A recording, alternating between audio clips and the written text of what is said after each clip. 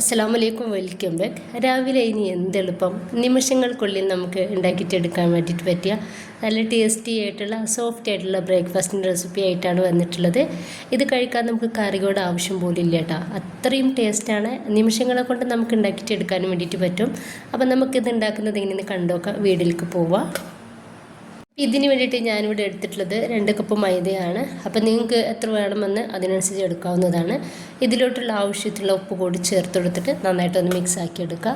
ഇനിയിപ്പോൾ ഇതിലോട്ട് ഞാൻ ചേർത്ത് കൊടുക്കുന്നത് കുറച്ച് ഓയിലാണ്. ഓയിൽ കൂടി ചേർത്ത് കൊടുത്തിട്ട് ഒന്നുകൂടി നമുക്കൊന്ന് മിക്സ് ആക്കാം. ഇനിയിപ്പോൾ ഞാനിതിലേക്ക് ചേർത്തിട്ടുള്ളത് സാധാ വെള്ളമാണ്. കുറച്ച് ഒഴിച്ചു കൊടുത്തിട്ട് നമുക്കിതുപോലെ ഒന്ന് മിക്സ് ആക്കി എടുക്കാം.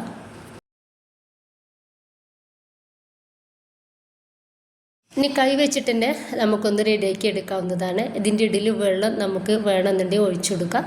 എന്നിട്ട് നമുക്കൊന്ന് റെഡിയാക്കി എടുക്കാം. പൊറോട്ടയൊക്കെ റെഡിയാക്കി എടുക്കുന്ന ആ ഒരു രീതിയിൽ വേണം റെഡിയാക്കി എടുക്കാൻ വേണ്ടിയിട്ട്.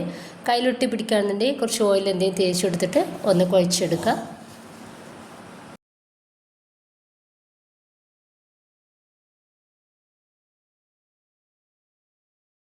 ഇനിയിപ്പോൾ 2-3 മിനിറ്റോളം നമുക്ക് കുഴച്ചെടുക്കാം. കയ്യിൽ ഓയിൽ എന്തെങ്കിലും ആക്കിയിട്ട് ഇതുപോലെ ഒന്ന് കുഴച്ചെടുക്കാവുന്നതാണ്.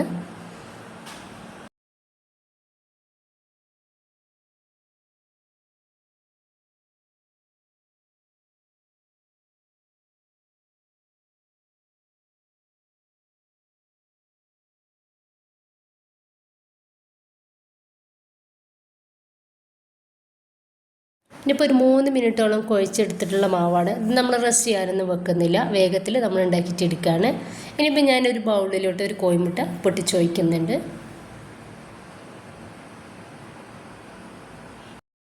ഇതിലോട്ട് ആവശ്യത്തിനുള്ള ഉപ്പ് കൂടി ചേർത്ത് കൊടുത്തിട്ടുണ്ട്. എന്നിട്ട് നന്നായിട്ടൊന്ന് മിക്സ് ചെയ്തെടുക്കുക. ഇനിയിപ്പോൾ ഇതിലിട്ട് ചേർത്തെടുക്കുന്നത് കുറച്ച് മല്ലിയുടെ ഇല പൊടിയായിട്ട് അരിഞ്ഞെടുത്തിട്ടുള്ളതാണ്. അതുകൊണ്ട് ചേർത്തെടുത്തിട്ട് ഒന്നുകൂടി മിക്സ് ചെയ്തിട്ട് നമുക്ക് ഇതൊന്ന് മാറ്റി വെക്കാം. ഇനി കൗണ്ടർ ടോപ്പിലേക്ക് കുറച്ച് മൈദ ഒന്ന് ഇട്ട് കൊടുത്തിട്ടുണ്ട്. അതിലേക്ക് ഒരു മാവ് വെച്ച് കൊടുത്തിട്ട് നമുക്കൊന്ന് റോൾ ചെയ്തെടുക്കാം. എന്നിട്ട് മീഡിയം സൈസിലുള്ള ബോൾസുകളാക്കിയിട്ടെടുക്കുക. വളരെ ചെറുതും ആവണ്ട വലിയതും ആവണ്ട, മീഡിയം സൈസിലുള്ള ബോൾസുകളാണ് നമുക്ക് വേണ്ടത്.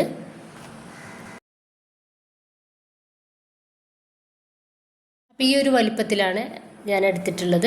അപ്പോൾ കയ്യിൽ വെച്ചിട്ട് ജസ്റ്റ് ഒന്ന് പരത്തിയിട്ട് നമുക്ക് പൊടിയിലൊന്ന് ഡിപ്പ് ചെയ്യാം. എന്നിട്ടൊന്ന് പരത്തിയെടുക്കാം.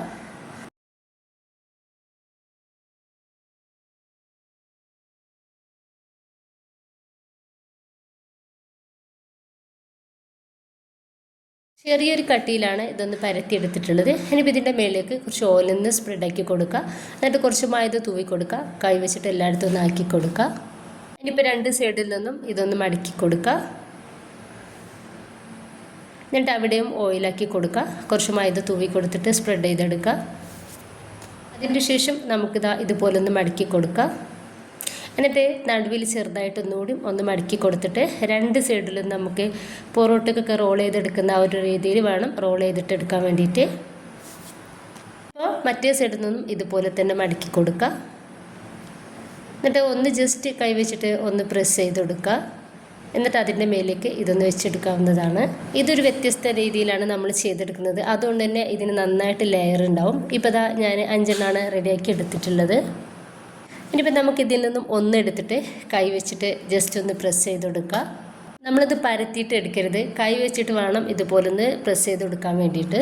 എന്നാൽ മാത്രമേ നമുക്കിത് ലെയറോട് കൂടിയിട്ട് കിട്ടുള്ളൂ. കൈ വെക്കുമ്പോൾ തന്നെ നമുക്ക് വേഗത്തിൽ ഇതൊന്ന് റെഡിയായിട്ട് കിട്ടിക്കോളും. ഇപ്പോൾ ഇതാ ഈ രീതിയിൽ ഞാനൊന്ന് പരത്തി എടുത്തിട്ടുണ്ട്. ഇത് കാണുമ്പോൾ തന്നെ നിങ്ങൾക്ക് മനസ്സിലാകുന്നുണ്ടാവും അത്യാവശ്യം ലെയർ ഉണ്ട് എന്നുള്ളത്. അപ്പോൾ ഇത് നമ്മൾ വല്ലാണ്ട് വലിപ്പത്തിൽ പരത്തിയെടുക്കരുത്. ഒരു മീഡിയം സൈസിൽ ചെറിയൊരു കട്ടോട് കൂടിയിട്ടാണ് നമുക്കിത് റെഡിയാക്കി എടുക്കേണ്ടത്.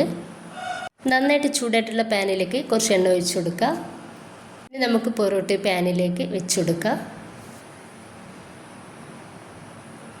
ഈ ഒരു സമയത്ത് നമ്മൾ റെഡിയാക്കി വെച്ചിട്ടുള്ള ആ മുട്ടയുടെ മിക്സ് നമുക്കിതിൻ്റെ മേലേക്കായിട്ട് തേച്ച് കൊടുക്കുക. വളരെ കുറച്ച് മാത്രം തേച്ച് കൊടുത്താൽ മതി.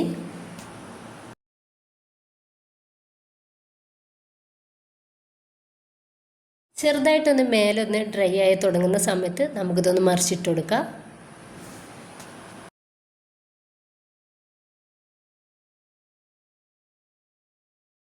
ഒരു 2-3-4 പ്രാവശ്യം തിരിച്ചു മറിച്ചിട്ട് കൊടുത്താൽ തന്നെ നമുക്കിതൊന്ന് റെഡിയായിട്ട് കിട്ടിക്കോളും. കുറച്ചധികം ലെയറോട് കൂടിയിട്ടാണ് നമുക്കിത് കിട്ടിയിട്ടുള്ളത്. അപ്പോൾ ഇത് കാണുമ്പോൾ തന്നെ നിങ്ങൾക്ക് മനസ്സിലാവുന്നുണ്ടാവും. അപ്പോൾ ഇത് റെഡി ആയിട്ടുണ്ട്. നമുക്കിത് പാനിൽ നിന്ന് എടുത്ത് മാറ്റാം. ബാക്കി കൂടി ഇതുപോലെ തന്നെ ചെയ്തെടുക്കാവുന്നതാണ്. അപ്പോൾ ഇതാ ഞാൻ മുഴുവനായിട്ട് തന്നെ റെഡിയാക്കി എടുത്തിട്ടുണ്ട്. ഭയങ്കര ടേസ്റ്റാണ് ഇത് കഴിക്കാൻ വേണ്ടിയിട്ട്. പൊറോട്ട് പോലും തോറ്റു പോകുന്ന ടേസ്റ്റാണ് കേട്ടോ. അപ്പോൾ നമുക്ക് ചായയുടെ കൂടെയൊക്കെ ഇത് മാത്രം കഴിച്ചാൽ മതി. ഇതിലോട്ട് കറികളൊന്നും ആവശ്യമില്ല. എല്ലാവരും ഒന്ന് ട്രൈ ചെയ്ത് നോക്കുക. ഇഷ്ടമായിട്ട് നിങ്ങളുടെ എല്ലാ സപ്പോർട്ടും ഉണ്ടാവുക. ലൈക്ക് ചെയ്യാനും സബ്സ്ക്രൈബ് ചെയ്യാനും കമൻറ്റ് ചെയ്യാനൊന്നും മറക്കണ്ട.